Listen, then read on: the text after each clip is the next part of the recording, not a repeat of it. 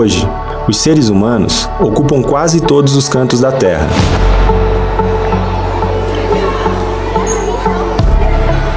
Somos mais de 7 bilhões de pessoas espalhadas pelos 5 continentes, vivendo em mais de 190 países, seja em grandes e pequenas cidades, seja em vilas, ilhas e aldeias. Hoje, nos deslocamos e nos comunicamos com muita facilidade. Em instantes, é possível saber o que está acontecendo do outro lado do mundo. Mas é claro que nem sempre foi assim. Sabemos que os primeiros Homo sapiens, os primeiros de nossa espécie, se desenvolveram no continente africano, há aproximadamente 200 mil anos atrás. A partir daí, começaram uma longa e demorada jornada, expandindo-se para a Europa, Ásia, Oceania e somente muito tempo depois chegaram às Américas, há aproximadamente 16 mil anos atrás, pouco tempo antes de se encerrar a última era glacial. Mesmo com todo o avanço científico, ainda sabemos muito pouco sobre a chegada do homem às Américas e sobre como era a vida aqui neste momento. Você já tentou imaginar como era a vida e o dia a dia destas pessoas? Como eles se relacionavam com o meio ambiente à sua volta? Quais eram seus costumes, festas e rituais? Uma das principais formas de se desvendar esse mistério se dá através das pesquisas arqueológicas. Cientistas em todo o mundo buscam obter dados e criar hipóteses sobre a história de vida dos antigos povos.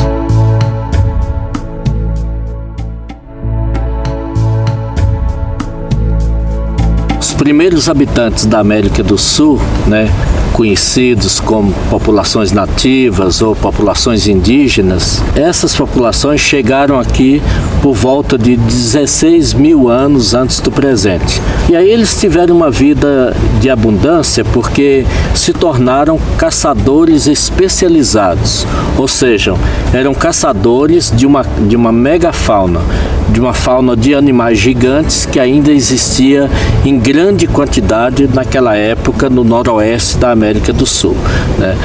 Quando a glaciação terminou, 4 mil anos depois da chegada deles, eles entraram num processo de crise social, ou seja, começou a faltar alimento, o clima começou a mudar, então alguns grupos começaram então a migrar. Uns migraram em direção sul, seguindo o sopé da Cordilheira dos Andes, e outros migraram em direção leste, seguindo os baixos chapadões da Amazônia.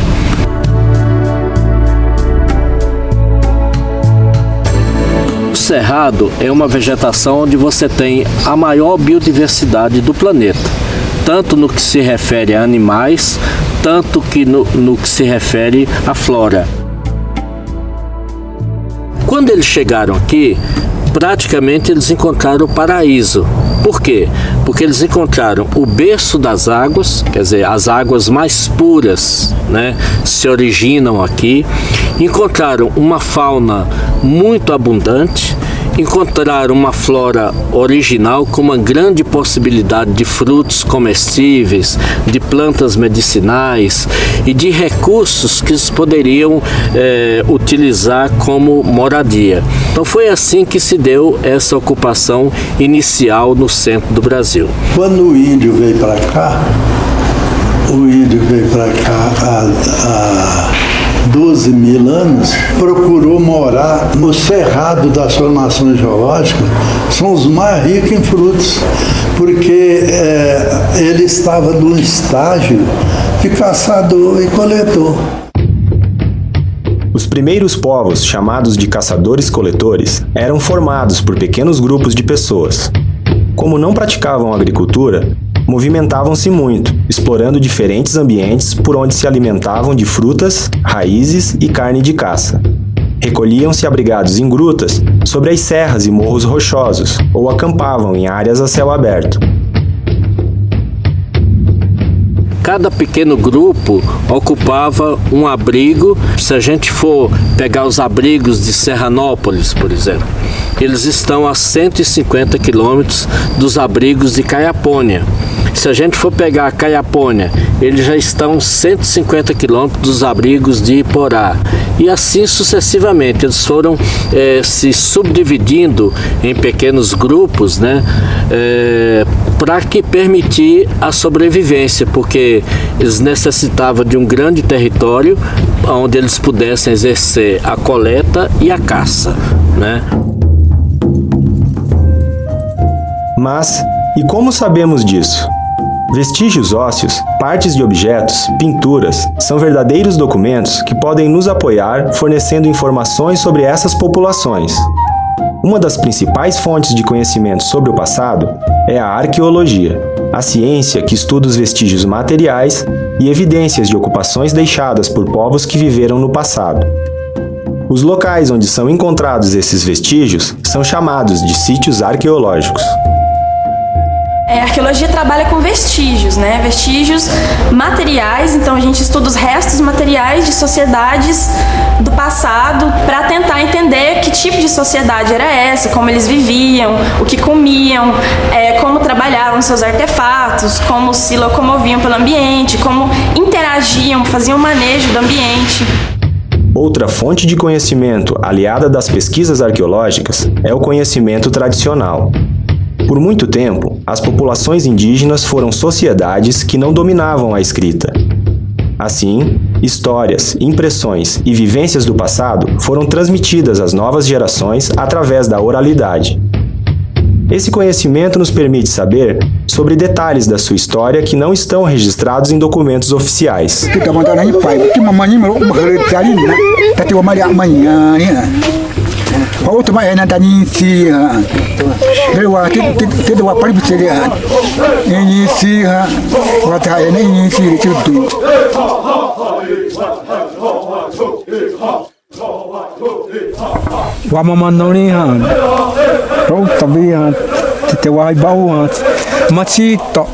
Machito mongwe uptabi roha chibisa ponoinwan bayi he dabla mechi utoni onja dabla mechi utoni onja tibichi mani wa tia chorob jala itomo re ane wate na romhuri ta wa nimi romhuri ane wate amade ane na mani chi mani ane na wanyo ade wamle metera Tecemo mai rom hurida iwala boni mme manyani ni picere damme ana manyani ni pe ti utoni onwa haji wate mandeu ti.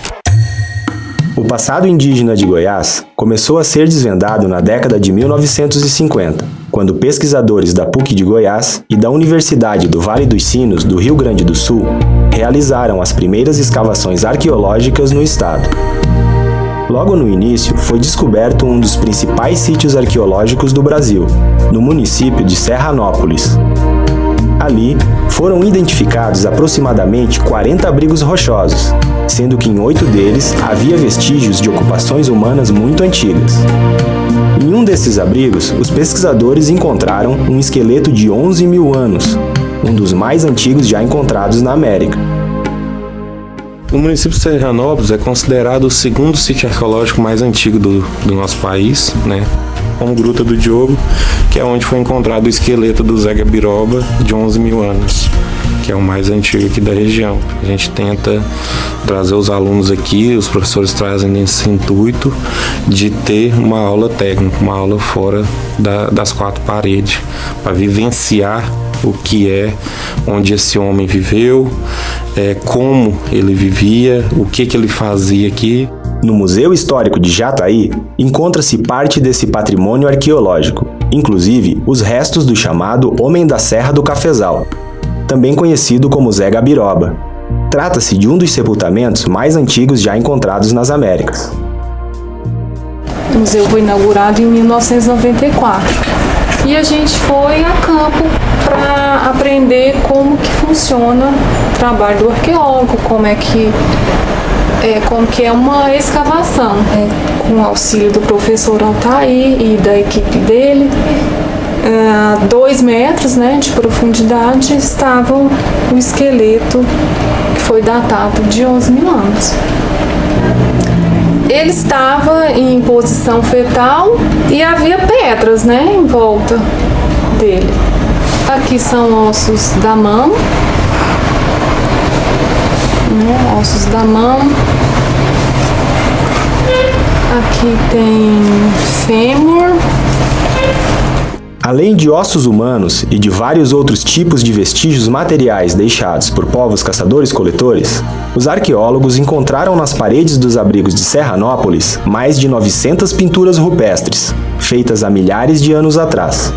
Essas imagens são bastante enigmáticas. Estudos concluíram que a tinta de coloração vermelha foi obtida a partir de uma mistura de óxido de ferro e gordura animal ou vegetal. Porém, sabe-se muito pouco sobre o significado dessas representações, que em muitos casos são sobrepostas umas sobre as outras.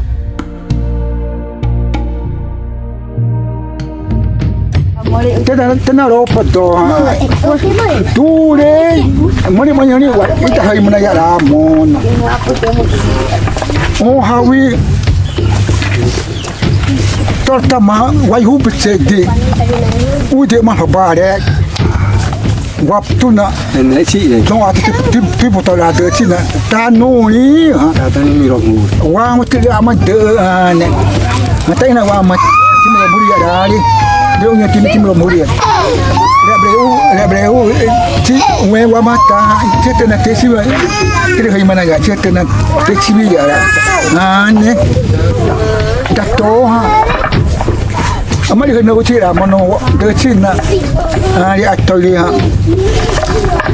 amali mtira wa bam ha manyoni wa tema de one. Mas quem foram os pintores desses abrigos e de outros tantos localizados no território goiano? A qual povo pertenceu o homem da Serra do Cafezal? Como esses antigos habitantes se relacionavam com o meio ambiente? Que artefatos ou ferramentas produziam para trabalhar?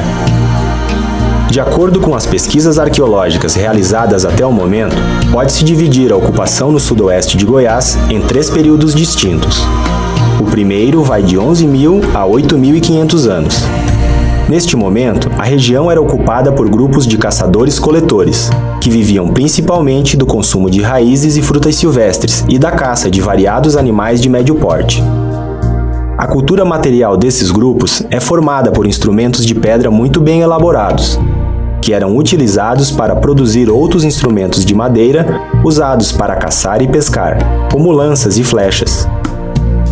O segundo período, que vai de 8.500 até 2.000 anos atrás, continua com base na caça e coleta generalizada, mas com um grande aumento no consumo de peixes e de moluscos terrestres, que se proliferam nessa região em razão de profundas alterações climáticas ocorridas naquele tempo. Além das mudanças alimentares, os povos desse período também alteraram as técnicas para produzir seus instrumentos líticos. Ao invés de produzir instrumentos bem elaborados, passam a produzir pequenas lascas de pedra que também serviam para cortar alimentos e talhar novos instrumentos. Pesquisas recentes ligadas ao licenciamento ambiental, desenvolvidas na região do Rio Verde, também no sudoeste do estado, resultaram na localização de 27 sítios arqueológicos. O material que vem sendo encontrado no local enquadra-se neste segundo período de ocupação histórica. Trata-se de instrumentos líticos pouco elaborados. No entanto, alguns sítios também apresentam material arqueológico diferenciado, ligados a um terceiro período de ocupação. O terceiro período, que começa há 2.000 anos atrás, se caracteriza pela introdução do cultivo de plantas tropicais, complementando a caça, a pesca e a coleta. Neste período mais recente, os arqueólogos, além dos objetos em pedra, também encontram objetos para transportar, armazenar ou cozinhar alimentos, principalmente vegetais cultivados. São as chamadas panelas de barro ou cerâmica. Em Serranópolis nós temos um primeiro período que dá 11.000 até 8.500 anos atrás. Que nós temos essas lesmas, nós temos um grupo que se espalhou por todo o cerrado. As lesmas, também chamadas de raspadores plano-convexos, são ferramentas bastante elaboradas usadas para caçar e trabalhar as peles de grandes animais. Essas lesmas são a marca registrada dessa cultura tropical do Brasil. Eu penso que eles se formaram, quer dizer, que eles criaram essa tradição aqui. Houve uma época, por volta de 7.000 anos antes do presente, em que o clima no Planalto Central começou a mudar, como mudou em todo o mundo. O final da glaciação chegou ao máximo e as temperaturas mudaram, a configuração dos rios mudaram e os hábitos dos animais mudaram também. Nessa época, há uma grande multiplicação de moluscos, tanto no litoral, moluscos de água salgada, como no interior, os moluscos de água doce. E nessa época, os habitantes que aqui estavam, as populações humanas que habitavam o Planalto Central, eles abandonam o hábito de caçar animais de grande porte e começam a adotar em grande escala a dieta de consumir os moluscos, que davam a mesma quantidade de proteína animal que os outros tipos de animais davam. Com isso, eles mudam a tecnologia. Nas camadas mais antigas nós temos ferramentas muito bem trabalhadas, pontas muito bem elaboradas, para caçar animais ou trabalhar a pele desses animais. Já agora, nessa época, nós não temos mais esse instrumental lítico muito bem trabalhado. Nós temos lascas cortantes, e aí muda completamente essa configuração. Então, durante essa época, que vem de 7.000 anos até 5.000, 4.000 anos antes do presente, o material mais abundante é pequenas lascas e restos de moluscos e ossos de pequenos animais. É claro que com frutos, sempre associado com fruto nativo do cerrado. Tama triwa mri ara nisisi na tuna nisisi da da imhu zeb da no ma bazin hu zeb da ma dure abri zeb da tawa kan iwa piali tasi tumori si supi nisi mri wali na mai po kamaka hitok bri nisi triwali ramuno ze amoi api bu api bu sini kasi top dia mengenal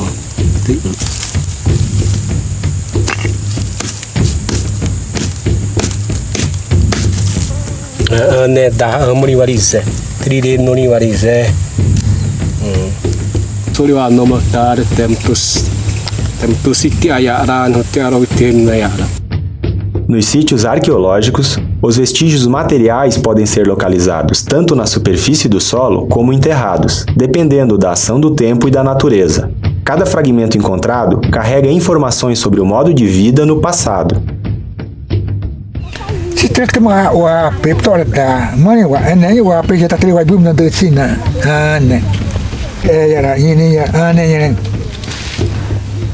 Romutra kama ada cuma masih banyak lah. Tanya wapi, tu cuma wapi, tolak dah. Tanah tiap baju tu huya lah. Tanah tu si suy huri lah. Tanya jangan, ini wapi tu lah. Romuli tu. Tibu wadah ke parienta. Ke parienta tibu wadah macam tu berada. Tibu wadah. Ni total imnazan. A partir daí, um novo elemento começa a aparecer também nas escavações arqueológicas, que já é a cerâmica. Quando a cerâmica é introduzida, essas populações já conheciam também a domesticação dos vegetais. Para manusear esses alimentos, eles produziam recipientes de argila, obtidos a partir do cozimento do barro. Sabemos que neste período da história, cada grupo produzia esses recipientes de um modo diferente, elaborando e decorando-os de acordo com sua cultura.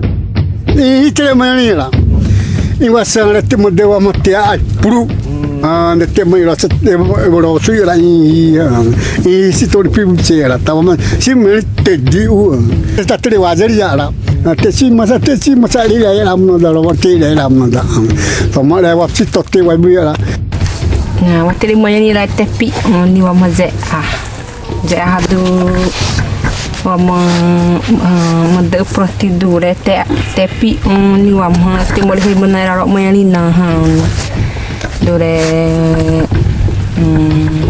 ite ana dure ipre dure hane nang nesti terok ti mande wati mande dure prima tetiana wajari ni wa muto tatetu de pro objani wa undi. Esses grupos que fabricavam recipientes de cerâmica e que dominavam a agricultura são reconhecidos como os ancestrais diretos dos povos indígenas que habitavam o Cerrado quando da chegada dos colonizadores europeus, como é o caso dos Carajá, dos Chavante e dos Kayapó do Sul. Como o estado de Goiás está localizado no centro do Brasil, bem distante da costa litorânea, ele começou a ser explorado apenas tardiamente, em torno do ano 1720, mais de 200 anos depois da chegada dos colonizadores europeus. Diferente, portanto, do que ocorreu com os indígenas que habitavam o litoral, que já estavam praticamente dizimados em 1700. Em Goiás, eles ainda viviam tranquilos neste momento, dominando os imensos campos do Planalto Central brasileiro. Estima-se que quando os europeus chegaram ao Brasil, havia mais de 8 milhões de indígenas habitando nosso território. Somente em Goiás, por exemplo, eram mais de 20 povos. Esta situação começa a mudar na primeira metade do século XVIII, quando os bandeirantes paulistas localizam as primeiras minas de ouro na região e começam a ocupar essas terras. O avanço da ocupação colonial ocorreu com muita dificuldade, em razão da poderosa resistência oferecida pelos indígenas, habitantes naturais destas terras. Nos registros textuais da época, são narrados diversos episódios de enfrentamento violento entre indígenas e milícias armadas. Um dos grupos indígenas que mais resistência ofereceu aos brancos foram os Kayapó do Sul, que na época dominavam todo o sul do estado de Goiás. O Kayapó do Sul foi um índio altamente combatente que resistiu com unhas e dentes à aproximação dos bandeirantes e da colonização em Goiás. O governo de Goiás chegou a trazer 500 bororo do Mato Grosso para combater o Kayapó do Sul, aqui nas proximidades de Goiás, aqui no município de Jussara, Rio Claro, Rio Kayapó, etc. Valendo-se da imensa vantagem tecnológica e aproveitando a falta de resistência que os índios tinham para as doenças dos brancos, os colonizadores dizimaram a maior parte da população indígena e afugentaram os demais para as áreas ainda não exploradas, reconfigurando a territorialidade destes grupos. O europeu chegou aqui com a intenção de escravizar o índio. Então o índio não aceitou ser escravo. Aqueles que não aceitavam eram perseguidos ou mortos. Então eles começaram a fugir. Além destes índios que foram mortos em conflitos bélicos, e destes que tentaram fugir para regiões ainda não alcançadas pelos homens brancos, tiveram aqueles índios que foram aprisionados em aldeamentos construídos e controlados por oficiais do governo e da igreja. Em Goiás, foram criados 14 aldeamentos num intervalo de 100 anos. O objetivo destes estabelecimentos era converter os indígenas à cultura cristã e europeia, através da catequese e do trabalho, transformando o índio em mão de obra para a colonização e facilitando a ocupação das terras de interesse do colonizador. Com o fim dos aldeamentos, a partir de 1890, os índios se debandaram. Os Carajá voltaram para a Ilha do Bananal. Os xerentes que estavam junto com o grupo Chavante resolveram voltar para o estado do Tocantins e os Chavantes decidiram ir para a margem do Araguaia e caminhar sempre do rumo do pôr do sol, para onde o sol estava caindo. Os índios Chavante habitavam principalmente a região norte de Goiás, mas foram se deslocando para o oeste entre a metade do século XVIII e XIX.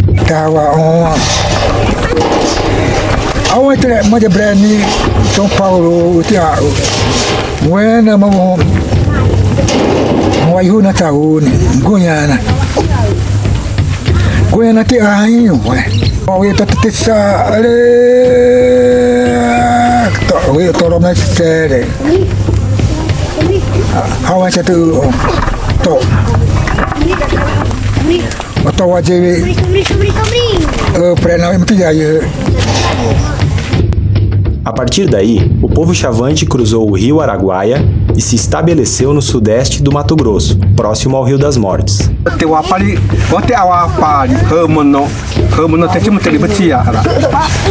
Os Chavante constroem suas aldeias em formato semicircular, sempre próximas a um rio. No lado oposto ao semicírculo, localiza-se a Casa dos Solteiros, onde os meninos ficam reclusos por aproximadamente 5 ou 6 anos, aprendendo como os homens mais velhos tudo aquilo que eles precisam saber para se tornarem homens e poderem se casar. O período de residência na Casa dos Solteiros termina com uma cerimônia bastante complexa e elaborada, que culmina com o ritual de perfuração de orelhas quando os meninos começam a ser considerados adultos. No caso das meninas, isso ocorre quando elas dão à luz ao seu primeiro filho. Entre os diversos rituais que marcam a cultura do grupo, também estão a corrida de revezamento de toras e as lutas corporais, que evidenciam uma das características mais marcantes dos Chavante: a bravura e a resistência.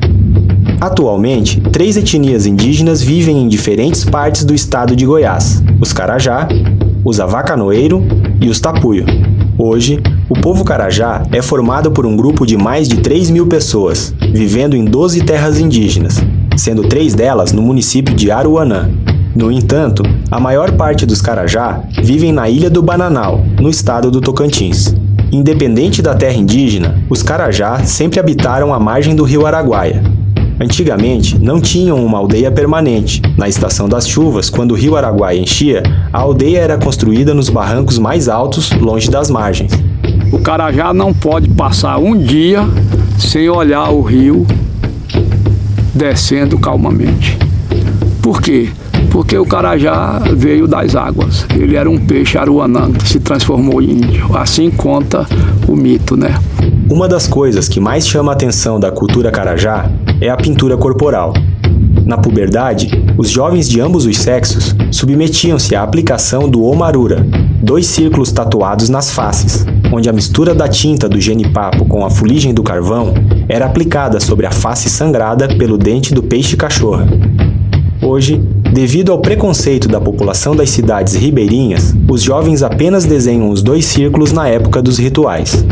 O povo Carajá é muito conhecido também pelas bonecas feitas de argila, chamadas de Hitchcock.